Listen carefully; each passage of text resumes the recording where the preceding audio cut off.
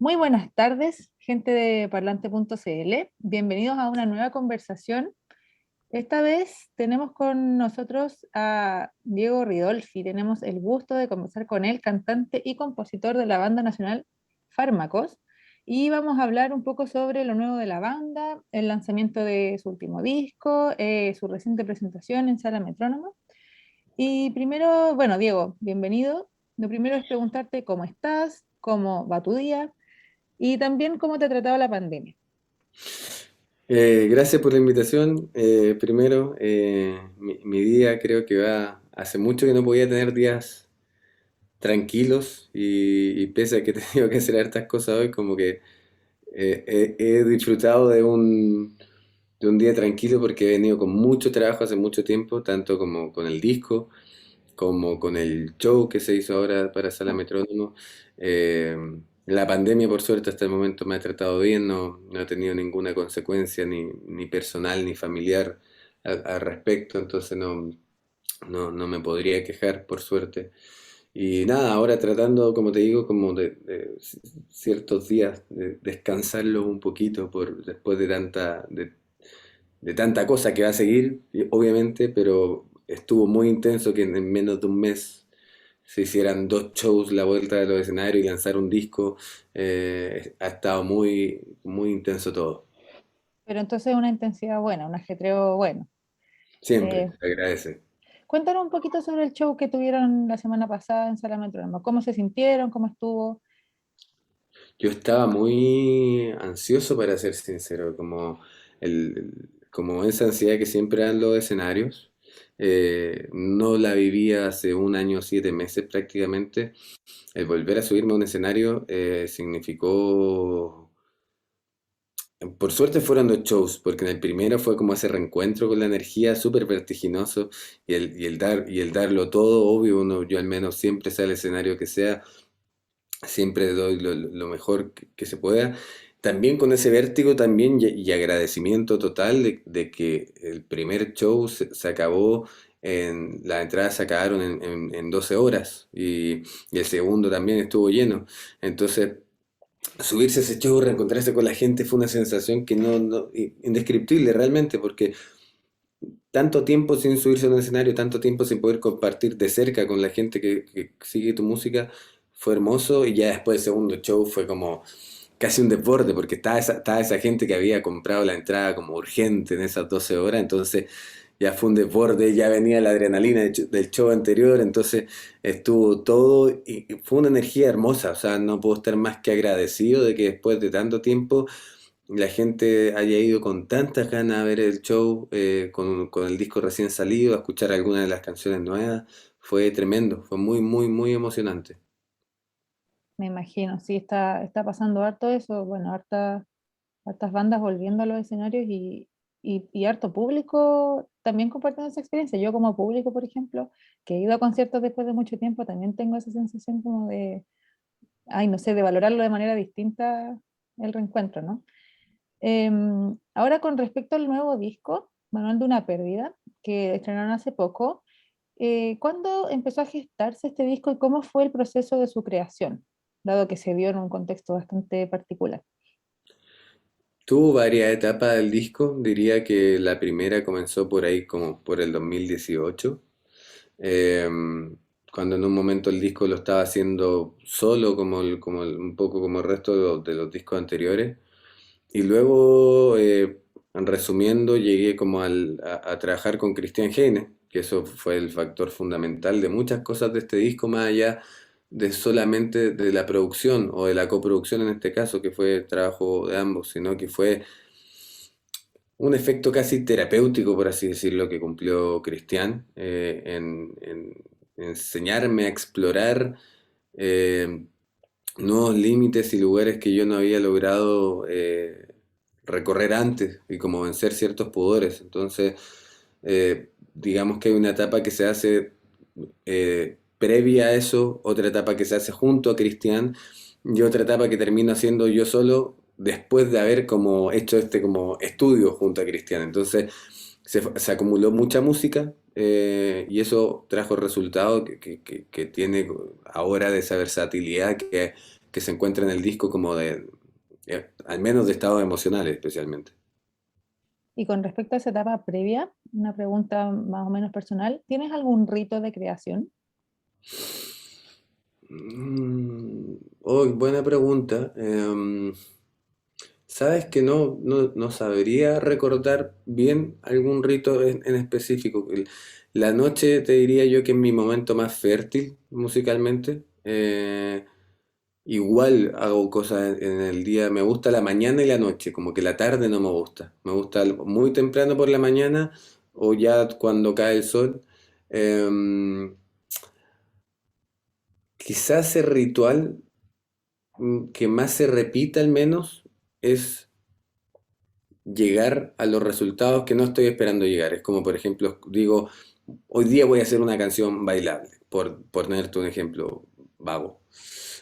Y me pongo a escuchar música así y de repente tiré un acorde o salió un ritmo medio raro y terminé haciendo una balada. Entonces, creo que la música, por más que no como animales, es como ir a pescar, por así decirlo, como que uno lanza y ahí puede aparecer medio que cualquier cosa, entonces hay harta casualidad siempre en el asunto. Para mí no me considero alguien muy creativo de que, wow, puedo hacer una canción en 5 minutos, sino que se trata un poco de algo medio como un deporte, por así decirlo, una búsqueda constante. Ya, sería como un rito un poco de dejarse llevar, un dejarse llevar medio estructurado, Sí, y de la casualidad simplemente. claro. Algo interesante del disco es, bueno, su carátula. ¿Cómo se sintió trabajar con alguien tan icónico como Alejandro Ross? Eh, Creo que nunca había llegado como al nivel de como no sé, a ver cómo decirlo, que difícil responderlo, como saber que él hizo carátulas como de Soda Stereo, de Cerati, de Juana Molina, Julieta Venegas, Miranda, era como, ¿cómo me relaciono primero con una persona así? Y me encontré con una persona muy amorosa, muy abierta, muy humilde, siendo alguien que tiene ya décadas y que quizá uno podría pensar lo contrario. Y fue lo que me gustó de él, es como que simplificó toda la lluvia de ideas que yo tenía un poco y que me imaginaba el disco, que le envié de referente y de lo que le hablé, de qué trataba el disco, como redefinió súper bien la música, a mí como mi propio proyecto y mi propia música. Y creo que fue una experiencia, insisto, como de algo que yo habría esperado, no sé, una composición gigante. Fue algo muy simple y directo, que incluso me costó, la primera vez que lo vi, fue como las maquetas de la idea, fue un choque así como, no, no, esto no puede ser. Y después fue como otro atrevimiento más dentro del disco de los que he tenido. Y voy a seguir preguntando sobre colaboraciones del disco. Eh, bueno, hay bastante bien interesantes, como Luca Beccari de Usted Señálemelo y hasta Alberto Fuguet. Si puedes contarnos qué rol cumplieron en el disco y si hay alguna otra colaboración que te gustaría destacar. Eh, Lo de Alberto Fuguet fue una mera casualidad. Para resumir, estaba grabando las voces con Christian Heine vía online y le había enviado un link así tipo Zoom para que él escuchara la grabación y él me iba dirigiendo. Y ese link, bueno, Cristian es amigo de Fuguet y en ese link no sé por qué estaban justo hablando en WhatsApp y se lo pasó a Fuguet como de ocioso nomás, como pensando en que no iba a darle atención a ese link y Fuguet se puso a escuchar la grabación de voces y como que por WhatsApp le escribía a Cristian, le decía como, oye, dile que cante más de esta forma, dile que cante más de esta forma, de tal forma, más suave, más que interpreta más, qué sé yo. Y Cristian me iba repitiendo eso por voz. Yo no sabía que estaba Fuguet ahí, yo nunca había hablado con Fuguet. Obvio que sé sabía quién era Alberto Fuguet, pero no sabía que estaba en ese momento alguien más que Cristian escuchándome. Y Cristian me contó esta anécdota una semana después de la grabación y me reí mucho, pero me sentí un poco invadido en mi privacidad un poco, pero a la vez como que la grabación de la voz hubiera sido totalmente distinta si es que, si es que no hubiera pasado esa casualidad, hablando de casualidades también, como algo medio accidental y no a propósito, quedó como muy bueno. Y respecto a Luca, con Luca nos hablamos hace mucho tiempo por, por chat. Y antes de que usted señale me lo tuviera como esa efervescencia tan grande que logró, eh, alguna vez intentamos como hacer cosas juntos, como tocar en Chile o algo así, nunca se dio, pero siempre mantuvimos conversaciones, alguna amistad. Y antes de la pandemia yo tenía muchas ganas de que él grabara las baterías del disco. Y después, bueno, vino la pandemia. También en el disco casi no terminé ocupando baterías acústicas, por así decirlo, reales. Pero grabó la batería de Cuando hablo de ti. Y fue linda la experiencia, fue, para mí fue este disco como liberador en eso de poder colaborar con quien quisiera, como hacerme realmente cargo de mi proyecto y tomarme todas las libertades que quisiera. Y pensando en esa libertad a futuro, con quién te gustaría colaborar? No solo en lo musical, de repente, bueno, en todo ámbito artístico, para un disco futuro. Me gustaría mucho en México trabajar con Adanowski, es alguien que le sigo, le he ido siguiendo su pista en la producción y todo lo que hace harto rato ya, y creo que llevar la estética de fármacos hacia algo que hace él, creo que podría resultar algo súper interesante. Como lo mismo que hacer un disco en otro país, que como me encantaría que así fuera el próximo, como que no tuviera que ver nada con Chile, me parecería muy interesante abrir el criterio a ya otra mentalidad, simplemente compartir con gente que vive en otro país, pero eso me llama mucho la atención. Bueno, y se hace cada vez más posible, incluso no pudiendo viajar. Exacto. Sí, justamente en relación a eso, ¿cómo influyó la pandemia en tu música actual? Mm, Yo creo que agradezco que mi forma de hacer música sea bastante encerrada y este disco fue bastante de indoor, por así decirlo, como antes de la pandemia. Venía siendo así.